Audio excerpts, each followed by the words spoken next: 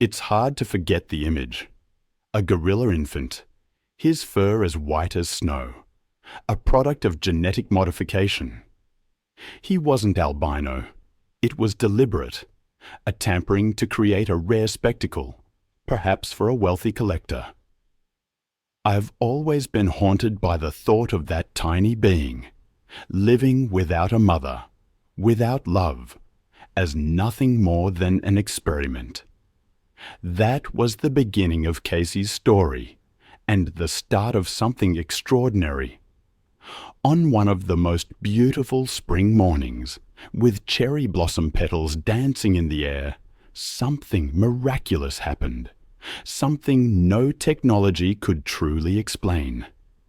It was proof, I think, that love knows no boundaries, that memory is incredibly powerful, and that even a goodbye can be experienced in its purest form. I remember the security camera footage. A white gorilla, seeing an elderly woman in a wheelchair, unlocked a lock that had been closed for years. Security teams aimed their weapons, but Kesi had only one goal, a goal more valuable than the entire world. It makes you wonder, how could a gorilla never forget something he learned years ago? How could he act as gently as a child despite his enormous strength? And how could he become so deeply attached to a human? The answers, as I discovered, are hidden in the story of a bond that even science struggles to explain. That human was Emma Carter, a woman who had worked with primates for 42 years, showing them a compassion that some humans seemed incapable of.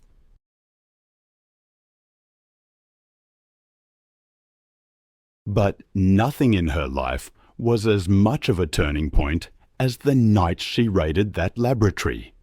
It was 2006, and controversial experiments in genetic engineering were gaining momentum.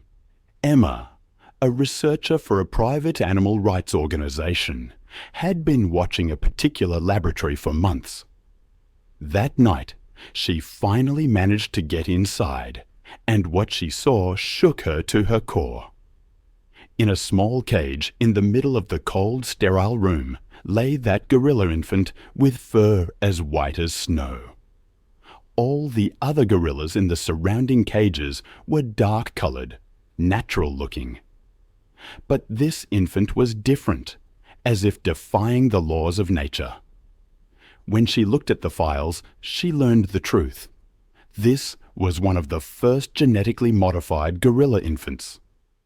Scientists had tampered with its genetics to display it as a rare species, maybe even to sell it to wealthy collectors.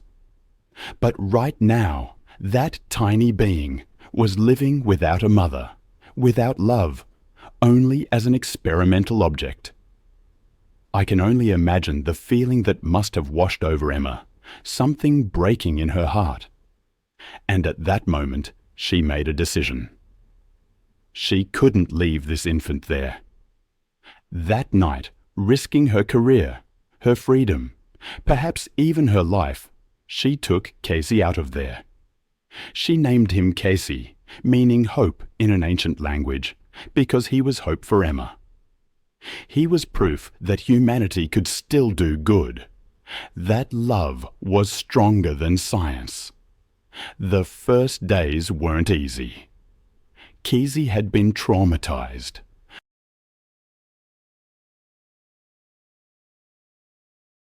He cried through the nights, trembled in Emma's arms. But Emma didn't give up.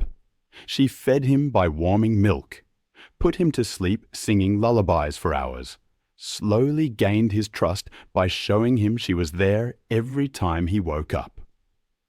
As months passed, the bond between them grew stronger. As Kesi grew, his white fur shone even brighter. But he didn't just develop physically. His intelligence, his ability to empathize, and his loving gaze amazed everyone, as if he was now receiving back all the love he had lost in that laboratory cell, multiplied. When he turned 3, Kesi was already too big to climb on Emma's shoulder. But he still came to her side every morning, rested his huge head on her knees, waited for her hands to wander through his fur. This ritual was the most sacred moment for Emma, because those moments were the time for a silent conversation they both shared. Emma taught Kesi simple things: how to peel fruit, how to play games, even how to open a simple lock. She had shown him this last skill as a fun activity: a metal lock, small buttons turned in the right sequence. Kesi thought it was a game, but actually, it was one of the most important gifts Emma had given him: the ability to understand the idea of freedom. Years passed. When Kesi turned 10, he was already over 200 kg. His white fur literally glowed in the sunlight, while his amber eyes carried deep wisdom. Emma could no longer keep him at home. This would be dangerous and wrong.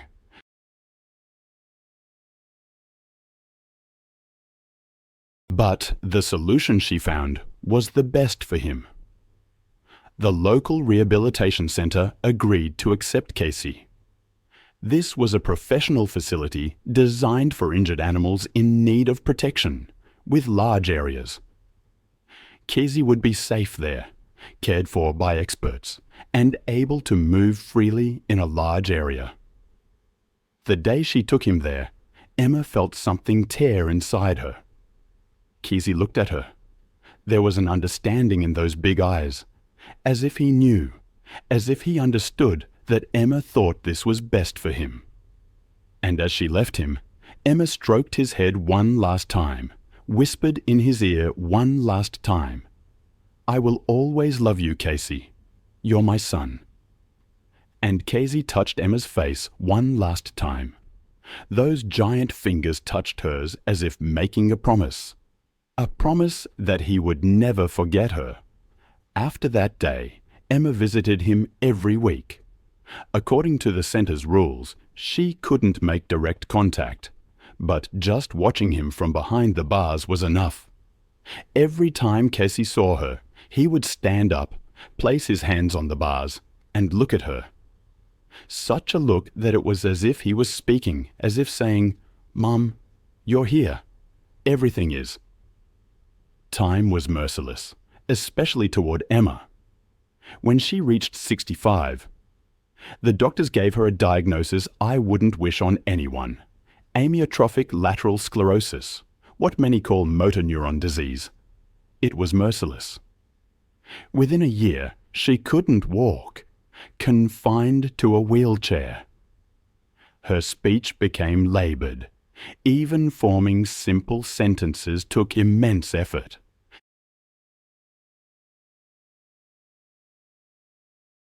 The cruelest part, I think, was that her mind remained sharp, her feelings deep, all trapped within a body that was failing her.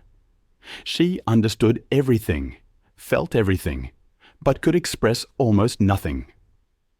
Visiting Kesi became impossible.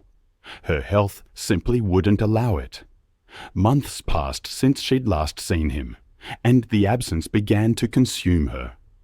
She knew her time was running short, and she desperately wanted to see him one last time. Her sister Sarah understood.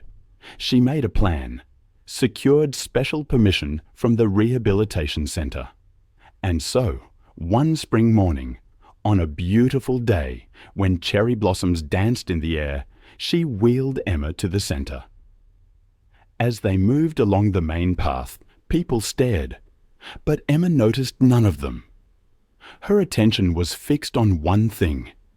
In the distance, Kesi stood like a white giant in a large outdoor area. Sarah pushed the wheelchair toward the garden. The spring sun warmed Emma's face. Cherry blossoms landed in her hair. But she only wanted to see him, her son, Kesi. They stopped just before the bars. Kesi had his back turned, sitting on a large rock. Emma tried to call out to him, but only rasping sounds came from her mouth. Tears streamed down her face. The thought of turning back without seeing him was unbearable. Sarah touched her shoulder. "Let me call him," she said softly. But then a miracle seemed to occur. Kesi turned his head. Perhaps he felt the vibration of her sounds, or maybe it was just instinct.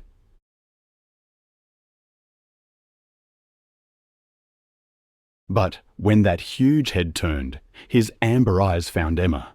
1 second, 2 seconds, 3.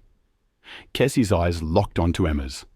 And in that moment, all the noise in the world seemed to vanish. There was only the woman and the gorilla, mother and son, reunited after years. Kesi slowly stood. His massive body, over 200 kilograms, moved with a strange grace. He walked toward the bars, each step purposeful. He was coming to Emma. He had seen her, and he remembered her. Reaching the bars, he stopped. His hands gripped the metal, his head bowed, his eyes still fixed on Emma. Then he made a sound, deep and human-like, as if in pain. One of those characteristic sounds gorillas make when they're sad. Sarah brought the chair closer. Now, only a meter separated Kesi and Emma. The bars were the only obstacle between them. Emma tried to reach out with her trembling hand, but she lacked the strength. Seeing this, Kesi extended his own giant hand through the bars. His fingers touched Emma's. The touch was like electricity. 10 years. She hadn't been able to fully touch him for 10 years. And now, those giant fingers intertwined with hers, warm, soft, familiar. Kesi's fingers began to tremble. Was he crying? Could gorillas cry? Emma didn't know, but she knew they were both feeling the same pain. A word fell from her mouth. Kai. That huge head bowed even further, leaning against the bars as if trying to hug Emma. And then, something extraordinary happened.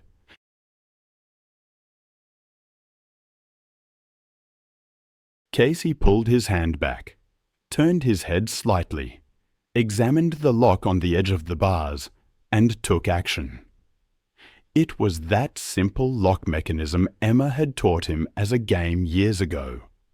3 buttons that, when turned in a specific sequence, would open the gate. It was a simple but effective system designed to prevent accidental openings. But Kesi remembered.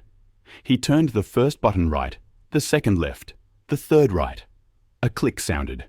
The lock had opened. Sarah gasped.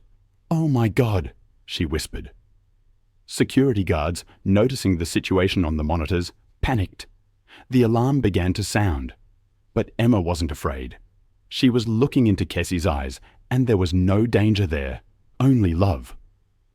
Kesi slowly pushed the door open. The metal bars creaked, and that giant gorilla, for the first time in 10 years, stepped outside freely. Security teams came running, tranquilizer darts and guns in hand. "Get back!" someone shouted. "The animal has gotten loose." But Kesi didn't even look at them. He only looked at Emma and, with slow, careful steps, as if approaching something breakable, he moved toward her. Sarah had frozen behind the chair, unable to move. Emma tried to signal her with her hand, trying to say with difficulty, "Let him." I've spent years studying animal behavior, but there are moments that defy simple explanation. Moments that whisper of connections far deeper than science can easily grasp.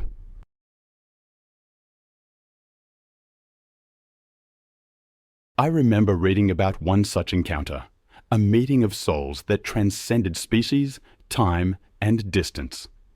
It began with a stern voice cutting through the air. "Stop! Just wait," Sarah had said. Kesi, the giant gorilla, stood before Emma, sunlight haloing his white fur. Slowly, deliberately, he crouched, bringing his face near hers. His hand, enormous yet gentle, reached out, his fingers caressing her cheek, retrieving a cherry blossom petal from her hair.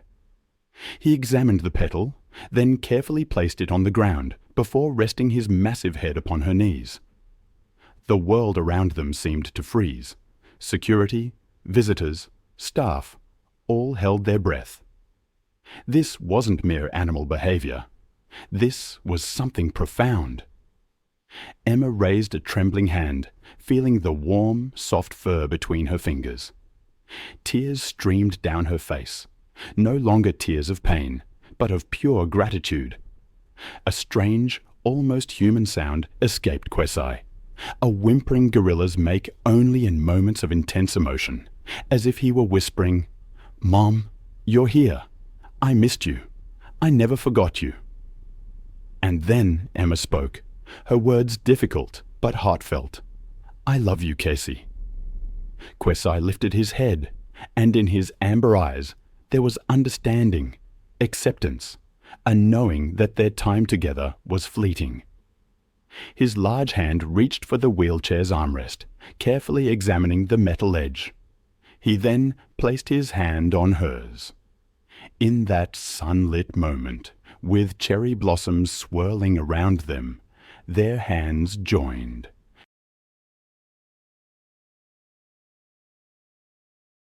Emma realized Kesi was being so careful, so calculated in his movements, knowing her fragility, wanting to protect her.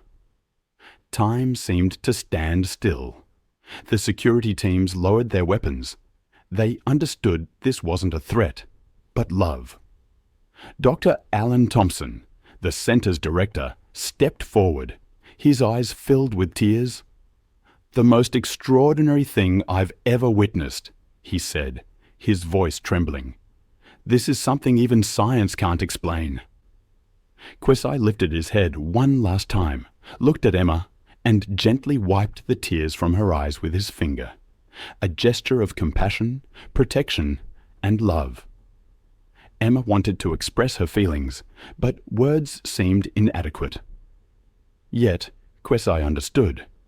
He knew everything she wanted to say. "You are my son," she whispered, using her last bit of strength.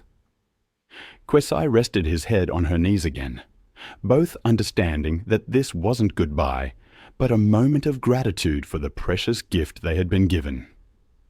As the sun climbed higher, Kesi remained by Emma's side, reluctant to leave. Dr. Thompson approached with a basket of Kesi's favorite fruits. "Kesi," he said softly, "come on, buddy. Let Emma rest." Kesi looked at the doctor, then back at Emma, hesitation in his eyes, as if sensing he might never see her again. Perhaps he was right. Gathering her strength, Emma gently pushed him away. "Go," she whispered.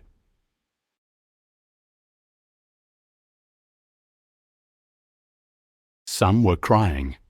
Others looked on in shock, because what they had just seen wasn't normal animal behavior. It felt like a miracle. When they got home, Sarah made tea for Emma, but she couldn't drink it. She felt empty inside, as if a part of her had stayed there with Kesi. That night, Emma lay in bed, looking at the ceiling, thinking of the night she first saw Kesi, that tiny white infant, and how she had taken him in her arms, making a promise. "I will protect you. I will love you." And she had kept her promise, every day, every moment, doing what was best for him. Days and weeks passed. Sarah brought her news of Kesi, saying he was doing well. But there was something Sarah didn't say, that Kesi came to the bars every evening at sunset, looking at the last place Emma had stood. 2 months later, Emma woke up one morning struggling to breathe. The disease had progressed. Sarah called for an ambulance, but Emma refused. She didn't want to go to the hospital. She wanted to be at home in peace. That night, as she lay in her bed, she looked out the window. The moon was full, white light filtering into the room. And at that moment, a strange feeling overcame her, as if Kesi were beside her, as if his giant hand were touching hers again. She closed her eyes and imagined him, his white fur, his amber eyes, his giant but gentle hands. And she imagined that last day, that perfect day, when cherry blossoms danced in the air, when the sun illuminated everything.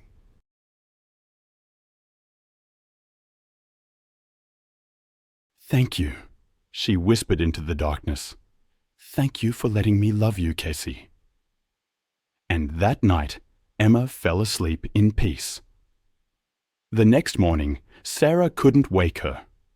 Emma was gone, but there was a smile on her face, a peaceful, happy expression, as if she had seen a beautiful dream.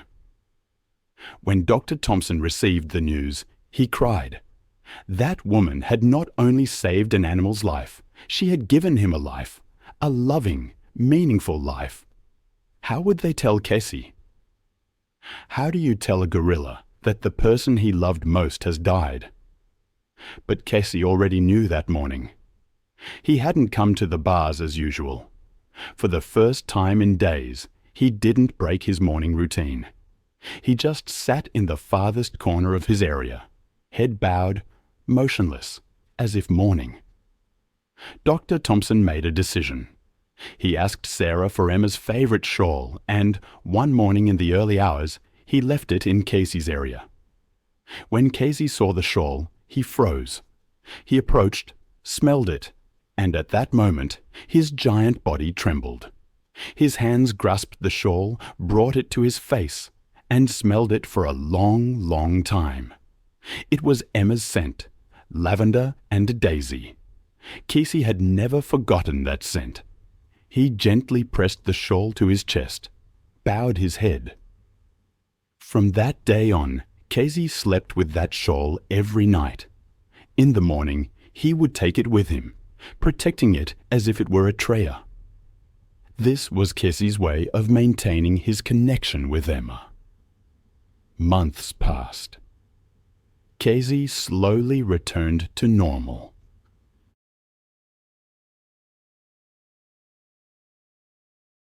He ate, he played, he lived. But every evening at sunset, he would take that shawl with him and come to the bars. He would sit there, wait, and perhaps in a way, Emma was always there. In every cherry blossom petal, in every ray of sunlight, Emma was in Kesi's heart, just as Kesi was in Emma's heart. A year later, the Rehabilitation Center erected a special monument in Emma's memory, made of white marble. It was a small but meaningful monument. On it was a figure of a woman and a gorilla hand in hand, and underneath was an Indian. Emma Carter, 1964 to 2026. She taught that love knows no language, species, or barrier. On the day of the monument's unveiling, Sarah was there, and Kesi was there too, watching silently from behind the bars. When the ceremony ended, Sarah went to Kesi's side and looked at him. Those amber eyes gave Sarah a sad but grateful look. "You loved my sister very much, didn't you?" said Sarah with tears. Kesi bowed his head slightly, as if confirming. "She loved you very much too," said Sarah. "Know that." And Kesi at that moment made a strange sound, soft, sweet, sad, one of those rare sounds with which gorillas express their deepest feelings. Years passed. Kesi lived a long and happy life. Grey strands had appeared among his white fur, but that sparkle in his eyes never disappeared, and he carried Emma's shawl with him until he died. One autumn morning, Kesi peacefully passed away.